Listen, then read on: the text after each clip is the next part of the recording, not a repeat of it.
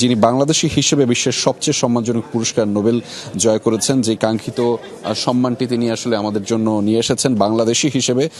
এবং বলা চলে যে বিভিন্ন ক্ষুদ্র ঋণের মাধ্যমে, মূলত ক্ষুদ্র ঋণ প্রকল্পের মাধ্যমে তার যে প্রকল্প সেটি আসলে বিশ্বভাবে নন্দিত হওয়ায় তার এই স্বীকৃতি মিলেছে।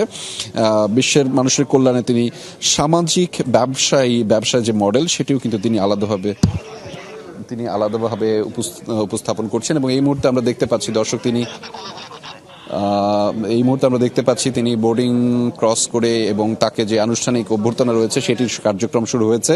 তিনি কিন্তু ইতিমধ্যে বাংলাদেশে অবতরণ করে বিমানবন্দরে কিন্তু নেমে গিয়েছেন, সেই কার্যক্রমও কিন্তু আমরা দেখতে পেয়েছি।